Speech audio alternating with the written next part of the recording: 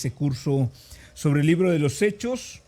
Va a ser un curso bastante interesante, un poco extenso, pero definitivamente vamos a aprender muchos principios que están en la Escritura, en este libro tan hermoso que el Espíritu Santo nos regaló, para poder conocer un poco más acerca de la obra y el ministerio del Espíritu Santo obrando en su iglesia. Me da mucho gusto que estén interesados en aprender más de la Escritura, tomando un curso como este, ya que es un estudio serio de las Escrituras. No va a ser un estudio devocional, no va a ser un estudio orientado hacia la parte pragmática, la parte aplicativa de la Escritura, sino más bien a un análisis sobre el texto, y sobre ello vamos a ir derivando, claro que sí, principios que nos van a ayudar en nuestra vida, pero definitivamente es un curso que va a demandar de nosotros bastante atención y mucho estudio, mucho repaso. No voy a hacer defensa de los principios que vamos a estar estableciendo en el curso contra otras corrientes de interpretación, y tampoco voy a abarcar temas de alta crítica. Sin embargo, pues sí vamos a hacer ciertos comentarios sobre el texto. Espero que ya estés listo, que tengas tu Biblia a la mano, porque entonces ya estamos para comenzar. Así que vamos a hacer una oración para dar inicio a este curso. Señor, le damos gracias en esta noche porque usted nos da la bendición de poder iniciar este curso sobre el libro de los Hechos. Le pedimos que usted nos dirija, que abra nuestra mente, nuestro entendimiento sobre aquello que no podamos entender de manera fácil, que usted nos vaya dirigiendo, Señor, para que este curso sea de mucho provecho para nuestras vidas. Le damos muchas gracias, nos encomendamos en sus manos. En el nombre de nuestro Señor Jesús oramos. Amén. Muy bien, pues si ya estamos listos, vámonos de lleno a esa primera lección sobre nuestro curso de los Hechos. Esta lección se titula Estudiando el libro de Hechos. Doy por hecho de que en ese momento ya leyeron el libro de Hechos. Doy por hecho de que ya por lo menos le hemos dado una repasada del capítulo 1 hasta el 28 del libro de los Hechos. Si no es así, entonces te encomiendo mucho que lo hagas, porque esto te va a dar una visión panorámica acerca de todo lo que vamos a estar platicando en este curso. De verdad es muy importante que todo estudio de cualquier libro de las Escrituras lo iniciemos con un repaso, con una lectura panorámica del libro que vamos a estudiar. Lo vamos a leer 1, 2, 3, 4, 5 veces. Yo te recomiendo que puedas leer hasta 10 veces el libro de los Hechos antes de iniciar este estudio. Sabemos bien que todo estudio serio de las Escrituras debe iniciar en el contexto histórico-cultural del libro que vamos a estudiar. Sin embargo, por la extensión, por el tiempo que tenemos del curso, no me voy a detener en estos detalles de manera general. Sin embargo, los voy a ir abordando de manera particular conforme vayamos entrando en el texto. Así que me voy a ir de lleno en esta noche al análisis del título, el autor y la fecha de Hechos. ¿Sale? Vamos a analizar sobre esto, vamos a estar comentando y bueno, espero que sea de mucha bendición para nuestras vidas. Yo sé que sí. Vámonos rápidamente al título del libro. Seguramente tú tienes allí tu Biblia abierta y en tu Biblia el título del libro aparece como Hechos de los Apóstoles. Este título que aparece en la Biblia, que aparece como título del libro, no es un título canónico. ¿A qué me refiero con que no es un título canónico? A que este título no se lo puso el autor del libro, sino que fue un título que se le colocó por la iglesia, ya que el autor no le puso nombre al libro. Entonces la iglesia tenía que reconocer de alguna manera el libro, así como hoy nos referimos de manera sencilla a Gálatas, Efesios, a Hechos, a Zacarías, a Esdras, etcétera, Génesis, Éxodo.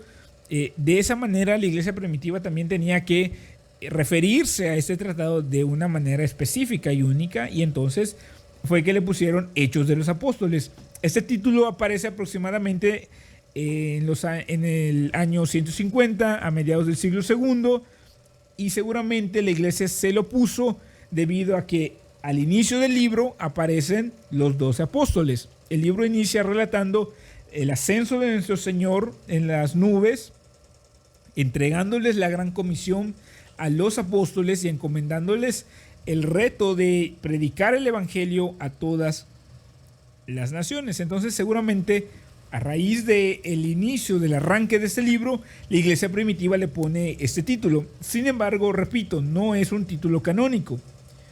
No es un título que el autor le haya puesto. Es interesante que aunque se llame Hechos de los Apóstoles, después del capítulo 1 de los Hechos, los 12 apóstoles no vuelven a aparecer como grupo ni se mencionan a todos. De hecho, después del capítulo 1 solo se menciona a Pedro, a Juan, a Santiago y a Pablo, y Pablo no es parte del grupo de los 12. Entonces esto nos muestra que el énfasis del autor no está en los apóstoles. El énfasis del autor está en otro personaje. Hay un personaje principal en el libro de los Hechos y sí, es el Espíritu Santo. ¿Cómo vemos este énfasis en el libro de los Hechos? Bueno, desde el inicio, en el verso 1 y 2, vemos cómo el autor menciona al Espíritu Santo. Y él dice que fue a través del Espíritu Santo que nuestro Señor Jesús le da instrucciones a los apóstoles. Allá en las Escrituras, las cuales te voy a pedir que tengas abiertas porque vamos a estar comentando algunos versos en esta primera lección y me gustaría que tú lo veas también. Te comento, voy a estar ocupando la Nueva Traducción Viviente. Es una lectura llana, una lectura bastante sencilla. Si bien es una traducción dinámica, estaremos haciendo los comentarios también sobre el texto original según sea el caso. Tú puedes leer en la LBLA, puedes leer en la Reina Valera 60, en la NBI o en la traducción que tú tengas. Si eres estudiante de los idiomas originales, pues también tienes ahí tu texto en griego. Adelante. Dice el verso 1 del capítulo 1, Teófilo, en mi primer libro te relaté todo lo que Jesús comenzó a hacer y a enseñar hasta el día que fue llevado al cielo, después de haberles dado a sus apóstoles escogidos instrucciones adicionales por medio del Espíritu Santo. Ahí aparece el Espíritu Santo en los primeros 2 versos de este libro. Y el Espíritu Santo va a ser el centro de todo el relato de los 28 capítulos. Si bien aparecerán muchos personajes, va a aparecer Esteban, Felipe, Pablo, Demetrio, Aquila, etcétera, aparecerán muchos otros personajes. Lo que está detrás de todos estos personajes, el personaje principal que está obrando es el Espíritu Santo. En el capítulo 2 vemos la venida del Espíritu Santo sobre la iglesia y a partir de ahí vemos el ministerio del Espíritu Santo sobre toda la iglesia y cómo se lleva a cabo la obra del ministerio de la iglesia por el poder del Espíritu Santo. El Espíritu Santo viene a ser entonces el personaje principal y esto me trae a la mente aquel verso que está en el Evangelio de Juan, ahí un poquito atrás, en el Evangelio de Juan, en el capítulo 16, en el verso 7, que es uno de los más impactantes que el Señor Jesús le da a sus apóstoles la última noche. Dice el verso 7 del capítulo 16 del Evangelio de Juan: en realidad es mejor para ustedes que me vaya, porque si no me fuera, el abogado defensor no vendría. En cambio, si me voy, entonces se lo enviaré a ustedes, y cuando Él venga convencerá al mundo de pecado y de la justicia de Dios y del juicio que viene. El Señor Jesús le dijo a los apóstoles: os conviene que yo me vaya. Y una de las grandes preguntas que siempre me había hecho es ¿cómo puede ser que a los apóstoles les convendría que el Señor Jesús se vaya? Si hoy le preguntáramos a algún creyente en Jesucristo si le conviene que el Señor Jesús se fuera o le convendría más que Él estuviera presente, cualquiera diría que nos convendría que Él estuviera presente. Sin embargo, el Señor sabía que era necesario que iniciara un tiempo diferente en la historia de la humanidad un tiempo único en esta historia, que era el tiempo de la iglesia, en el cual el Espíritu Santo iba a venir a la tierra, iba a bautizar a la iglesia, iba a bautizar a cada creyente, y de esta manera la obra que el Señor Jesús llevó a cabo en su ministerio terrenal continuaría a través de su cuerpo, que es la iglesia.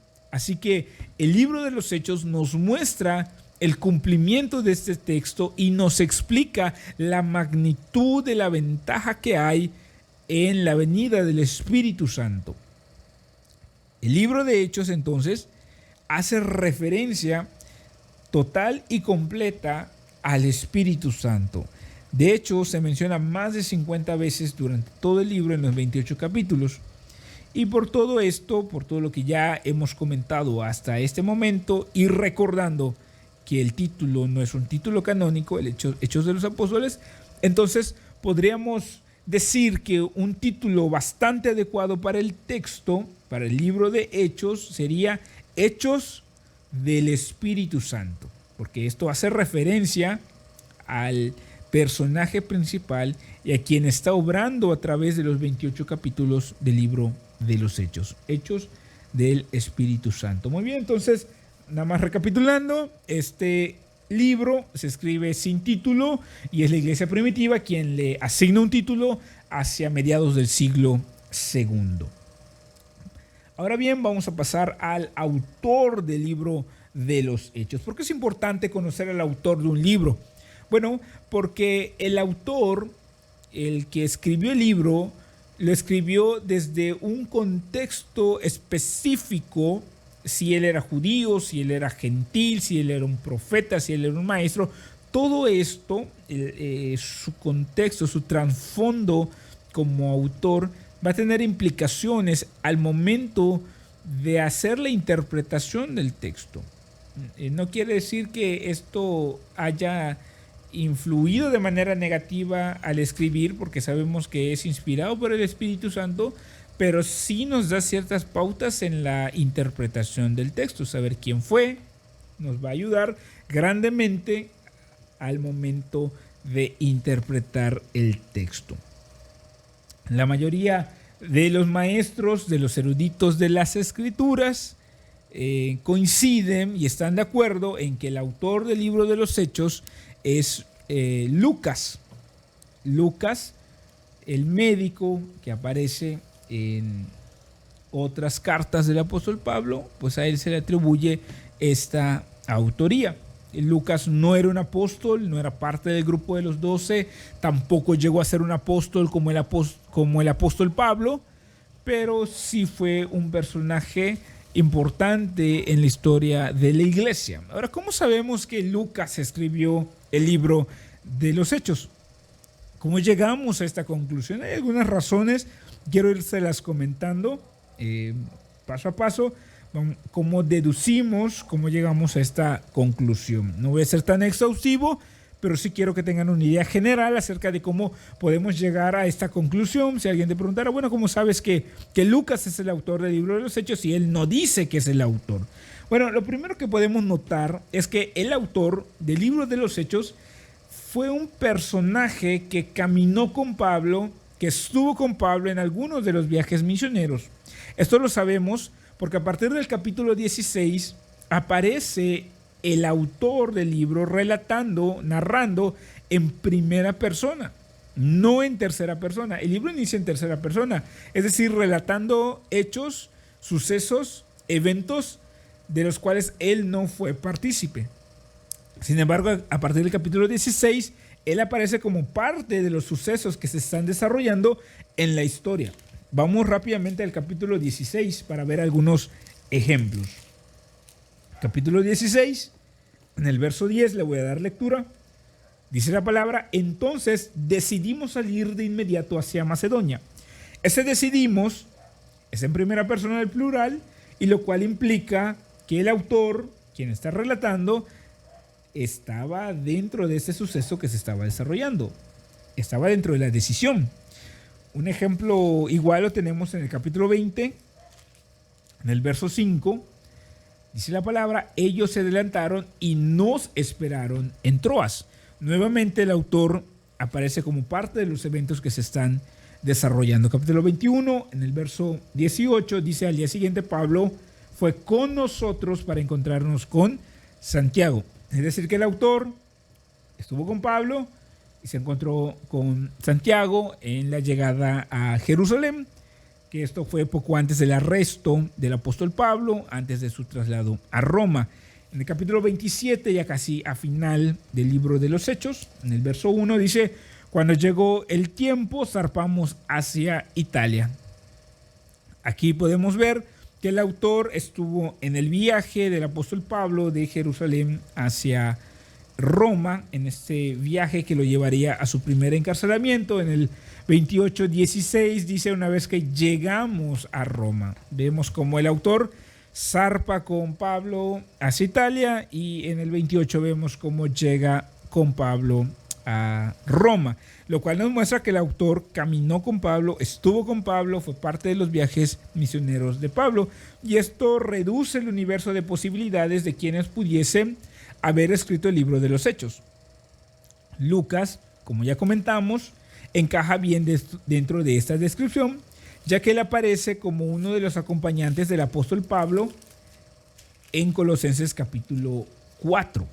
En Colosenses capítulo 4, hacia el final de la carta, el apóstol Pablo nos señala quienes estaban con él en el momento de escribir esta carta, y esta carta fue escrita por lo menos cuando Pablo ya estaba en Roma. Dice el verso 14: les manda saludos Lucas, el médico amado, y también Demas. Entonces aquí aparece Lucas, encajando bien en este perfil. Claro, aparecen otros como Tíquico, Onésimo, Aristarco, Epafras y Demas. Pero dentro de todos ellos, quien encaja mejor en el perfil es Lucas. ¿Por qué decimos esto? Bueno, porque en el verso 1 del capítulo 1 de Hechos nos percatamos que el autor de Hechos es el mismo autor del tercer evangelio que tenemos en nuestro Nuevo Testamento. Dice Hechos 1:1: Teófilo, en mi primer libro te relaté todo lo que Jesús comenzó a hacer y a enseñar. Este primer libro se refiere al tercer evangelio que tenemos en el Nuevo Testamento, que es el evangelio de Lucas. Desde inicios de la iglesia, desde la aparición del tercer evangelio, Mateo, Marcos, Lucas, la iglesia siempre le ha atribuido la autoría de ese tercer evangelio a Lucas, y es por eso que el evangelio se titula el Evangelio según San Lucas. Lucas también encaja bastante bien en este perfil, toda vez que, como ya dijimos, no fue un apóstol.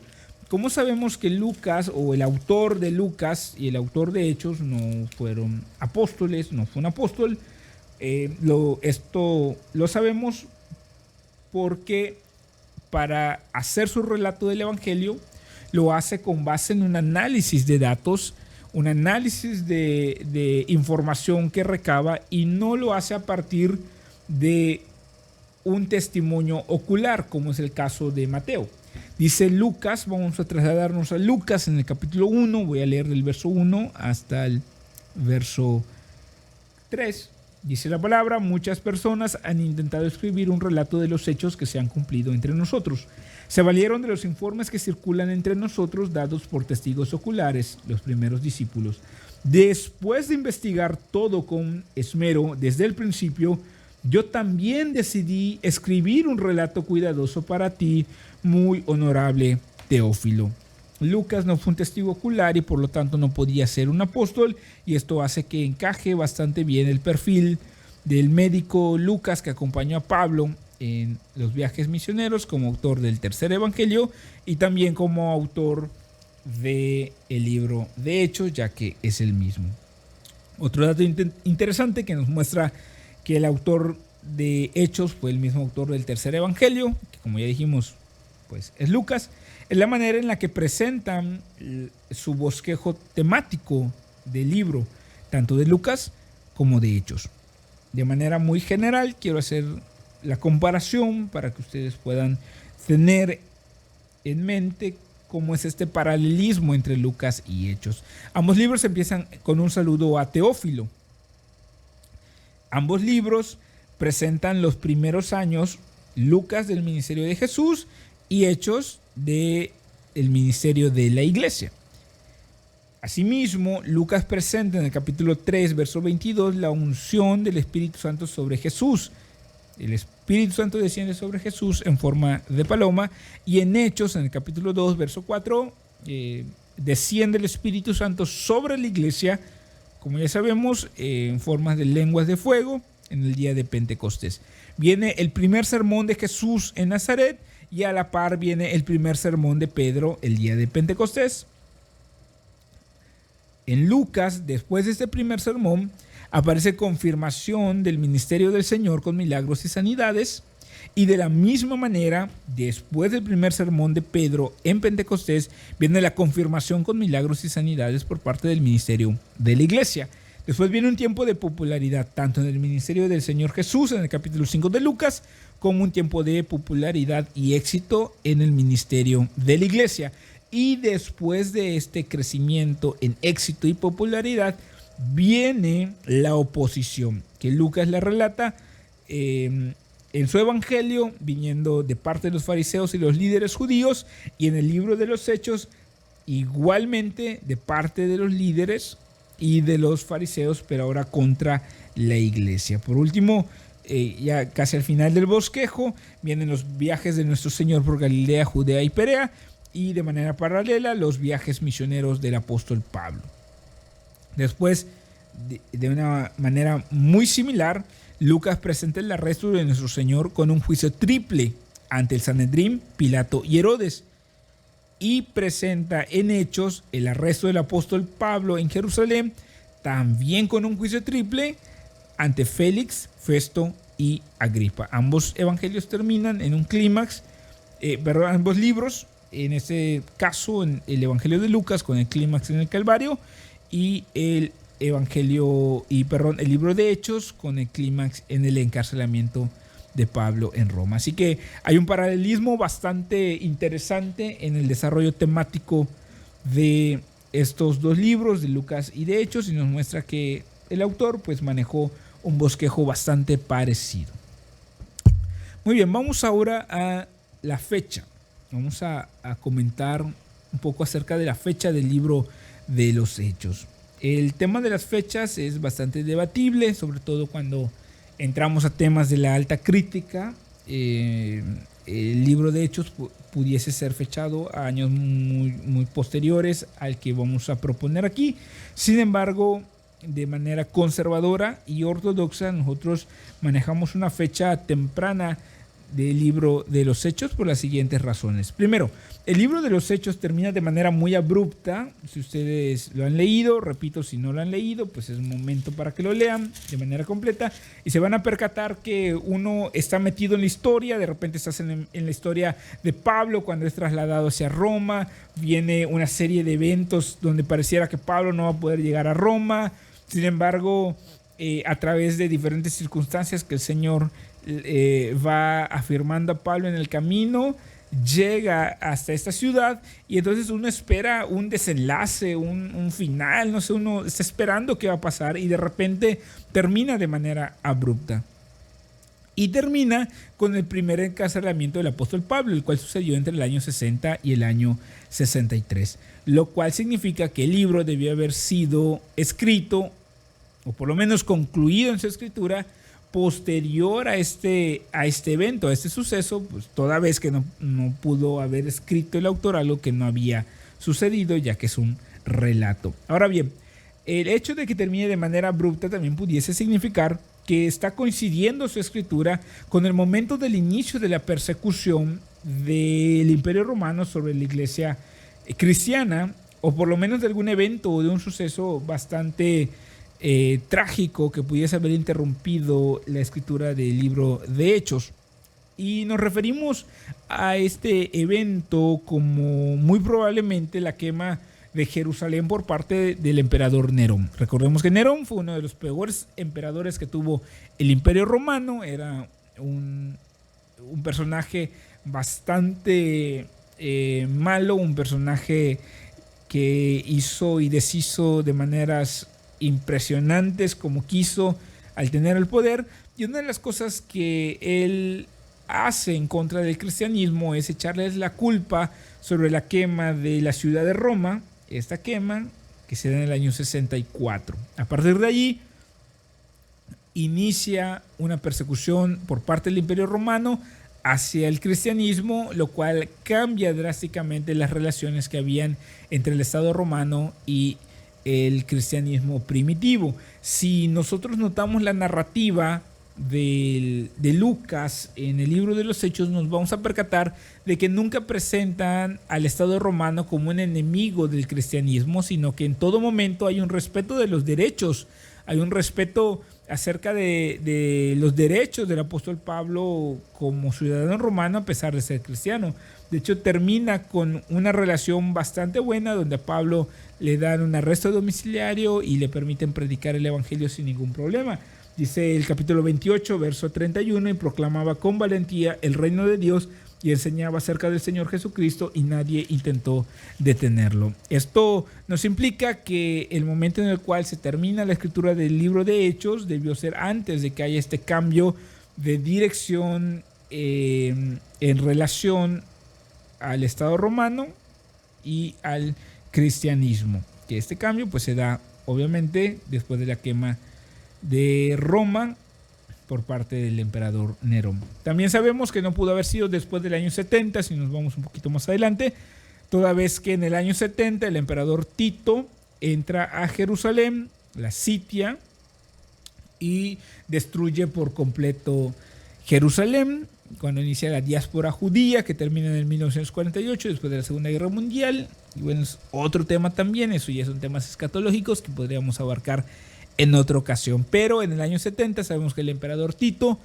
entra a Jerusalén, se lleva cautivo a la ciudad, la destruye, y este evento no es mencionado por Lucas, no es relatado por Lucas en el libro de los Hechos, y si ya hubiese sucedido en el momento de su relato, seguramente él lo hubiera incluido. Por lo tanto, fechamos la redacción del libro de Hechos alrededor del año 63 después de Cristo. Es una fecha bastante, bastante encajable, si podemos usar esa palabra, dentro de los parámetros que ya comentamos. Y consideramos que esta es la fecha aproximada más acertada de la escritura del libro.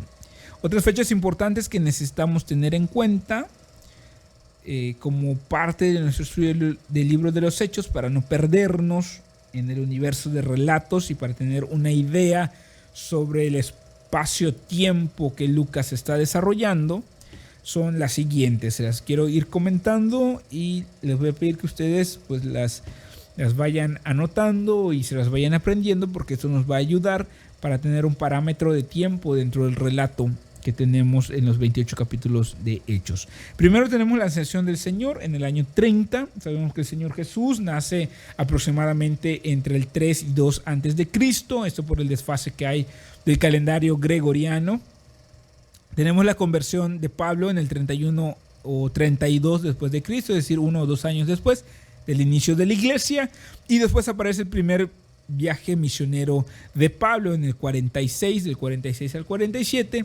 Y si nos damos cuenta, entre la conversión de Pablo y su primer viaje, tenemos aproximadamente 14 años. Esto solo como un dato y como una exhortación pastoral. Si tú estás desanimado porque tu ministerio no está creciendo, o Dios no te ha llamado al ministerio, o no sientes que esté siendo útil para la iglesia, déjame decirte algo: el Señor forja carácter a través del tiempo, y es en el tiempo indicado del Señor que Él nos llama para el ministerio. Pablo no inmediatamente después de su conversión inició su trabajo apostólico, sino que tuvieron que pasar 14 años de preparación, 14 años en los cuales él aprendió de las Escrituras, en los cuales él conoció más al Señor y el Evangelio, y entonces el Señor lo llama para el primer viaje, y de ahí vendría pues todo el ministerio apostólico de Pablo. Después tenemos el concilio de Jerusalén en el año 49,